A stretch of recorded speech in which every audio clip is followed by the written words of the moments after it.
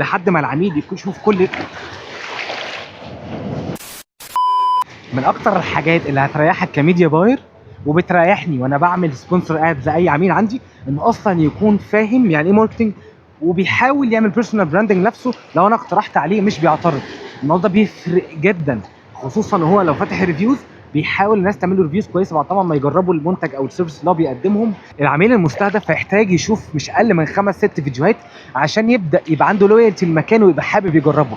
وهنا بخش مع العميل في مرحله البرفورمانس ماركتنج وابدا اعمل له سبونسر ادز. صدقوني النتائج بتبقى مذهله، وده عن تجربه شخصيه ما بين عاملين، واحد وافق ان هو يبدا يعمل نفسه بيرسونال براندنج ويتكلم دايما عن المنتجات بتاعته، والعميل بدا يبقى عنده تعلق عاطفي بالمنتج والخدمه اللي هو بيقدمها. وما بين عميل تاني ما كانش عنده مرونه كافيه ان هو يبدا يعمل نفسه بيرسونال براندنج واكتفى بس ان انا اخش اعمل سبونسر ادز على طول. الكامبين بتبقى قويه وناجحه، ولكن فرق كبير جدا مذهل حرفيا ما بين الشخص اللي قعد يمهد 5-6 شهور قبل ما يبدا يعمل سبونسر ادز وعميل عايز يخش سبونسر ادز على طول. صدقوني تكلفه الليد او ايا كان هدف الكامبين اللي انت عايز توصل له بيبقى ارخص كتير جدا لما انت تبقى مهد له من قبلها. كل ده هتتعلمه في كورس الميديا باينج على فيسبوك وانستجرام من البدايه لحد الاحتراف، اللي هشرح لك فيه كل حاجه بنفسي لايف عشان لو عايز تسالني على اي حاجه، واللي لو ركزت فيه هتبقى شغال شغلانه من اعلى مرتبات في السوق وتقدر تشتغلها من بيتك او انت مسافر. خش سجل، هستناك.